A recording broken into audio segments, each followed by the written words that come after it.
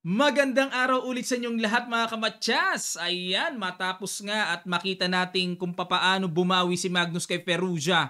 Dito naman siya sa semifinals standard game 1. Nakaharap niya si Abdu Satorov dahil ayaw din magpaawat ni Abdu Satorov. Matibay din ang performance eh. O, tingnan natin kung uubra ba kay Magnus. Ito po ang kanilang randomized base position ng mga pyesa. Tapat-tapatan lang yan. Ang ginawa, G4 ang first move. Kumbaga sa real chess, orangutang ba tawag dyan? Diba? G4, oh. E5, Knight G3, F6. Ayun. Binuksan kagad ang bishop pero wala pa namang threat. At nag D4. Ayun. Kala ko E4 kasi tapat ng king usually sa chess, diba? E4 pero dahil yan ay nandyan, D4 pa rin yan. Sacrifice pawn, ano laman? Nag-knight B6 lang si Abdu. Hindi niya pinansin. Yan ang aalamin natin. Pag kinapture ang sacrifice pawn na yan, mag na knight B3. Okay, may pandepensa ba? Wala namang C5 eh, no? Kasi kakapturein lang. At pagpalagay natin, ayaw talagang ipabawi, a takes B3 at tingnan nyo pong evaluation bar. No? Pumapabor ng kaunti sa puti. Grabe, ganun ang understanding ni Magnus. Na tipong nabibitawan niya yung mga ganyang sacrifice pero ang lalim ng pangunawa niya kasi. O, balik tayo sa knight B6. Knight D3. Talagang kahapon pa pinapakain ng pawn pero nag D6 lang ayaw talaga. Nag F3. Ayun na. Namarkahan ng bad move ang tira na yan. Dapat daw po ay C3 lamang para yan ang pangdepensa sa D4 pawn. O, balik tayo sa F3. Kumapture sa D4, good move. Bishop takes D4 and C5. Okay? Bishop F2, C4. May tuloy-tuloy na pala na ganung atake. At kinapture. Wise move din ang ginawa. Takes. Knight B4. Okay? To control the D5. At medyo pinapangit ang pawn structure sa queen side. Nag D5.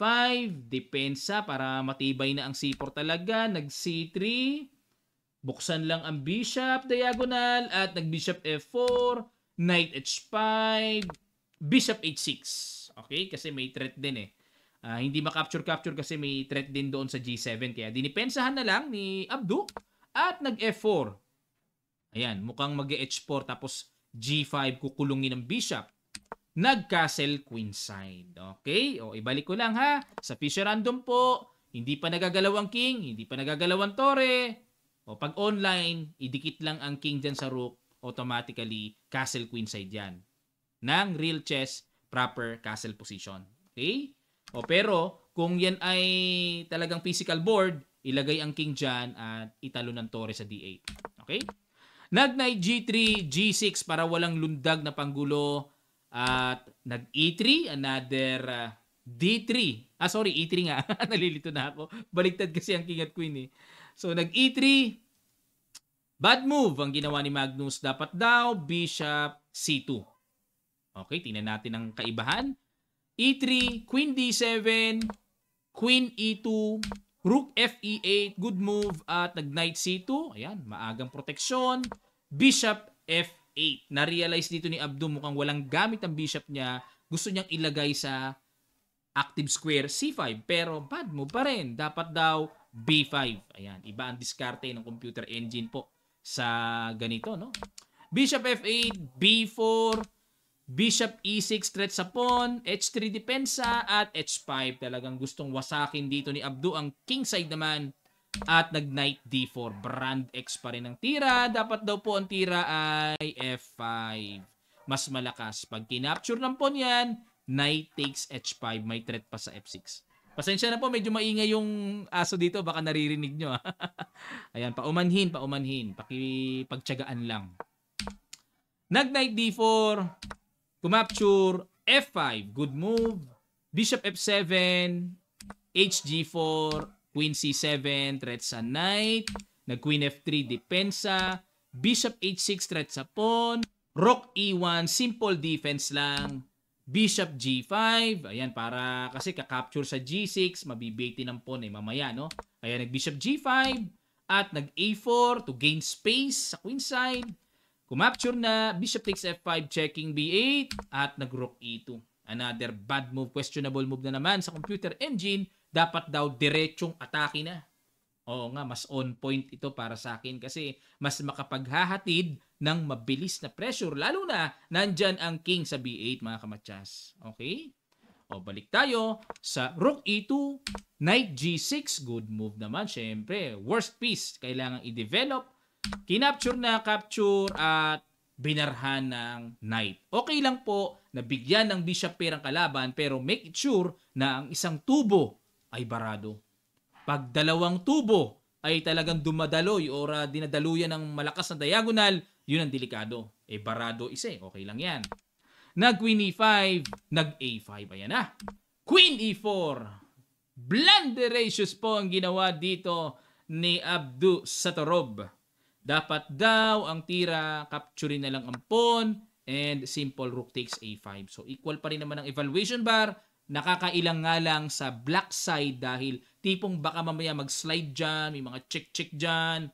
Yan ang medyo nakakailang dyan, no? Kasi iritado. Parang tipong maa-atake palagi. Ang ginawa, balik tayo sa Queen E4. Ayun, napakasimple lang ng approach na ginawa ni Magnus. Pwede nyo po bang i-guess? Sige, sa ilang sandali lang, tutuloy kagad natin. Start.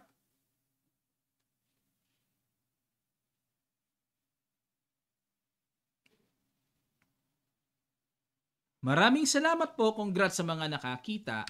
Queen takes E4. Yun lang. Simple lang.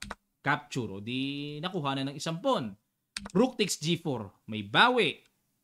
And Rook E-A2. Yan ang lalim na nakita ni Magnus dyan. Threatening, matcha sa dulo, at napuwersa si Abdu na magbawas. Magbawas. Oh, teka muna, bad move daw. Oh, dapat daw king dito. Talagang naman napakaselan talaga ni Stockfish, no? Isang square lang usapan eh.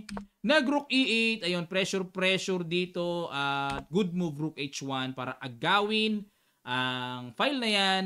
Nag-Rook F8. Tuluyan ng bumigay si Abdu. Dapat daw po ang tira ay Bishop F4. Para ilalagay sa E5, mai-transfer dyan, ano? Mas malakas. Pero, nag-Rook F8.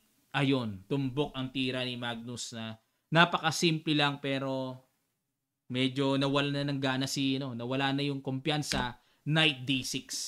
Resign. Bakit po? Bakit nag-resign? Ano bang paparating? Halimbawa, mag-Bishop D3 check, King F2, at bakit nag-resign dito? Halimbawa, kung paalisin, Rook D8, may Knight E6, hindi makaka-capture dyan dahil maiiwanan ang back rank. Di lumalabas. Bayani pa ang B6 pawn, mga kamatsas. Ngayon, kapag nag-Rook G8 at wag capturein ang Knight sa D6, magna Knight to C5. Ayun, grabe, may threat doon sa B7 pawn. Lumalabas dito, sugswang ang position. Meaning, kahit ano nang itira ng black dito, talagang mahahantong sa patalong position. Grabe, mahahantong sa patalong. Mahahantong sa patalon na position. Ibig sabihin, mauuwi doon. Ayan, malalim po Tagalog ko, mga kamatsas, ha? Pasensya na, ngayon ko lang nagamit uli yung mahahantong, ha? O, mauuwi, ibig sabihin. May mas malalim pa ba doon? Pasensya na kayo, ha? Laki po ako sa Katagalugan, kaya talagang sanay kaming magtagalog, mga kamatsas. Maraming salamat po sa inyong matigang panonood. Sana natuto kayo. At sa mga nagtatanong po ng ating merchandise, ha? Punta lang kayo sa ating Shopee link na Kamatsas Sporting Goods Shop. Okay, abangan natin ang susunod na game number 2. Pag naitabla ni Magnus, panalo na. Pinali na si Magnus. Pero pag nakapanalo si Abdu Satorov, then pupunta pa sa tiebreaker rapid games. Yan po ang ating aabangan mamaya. Maraming salamat. Magkita-kita pa tayo sa mga susunod pang videos.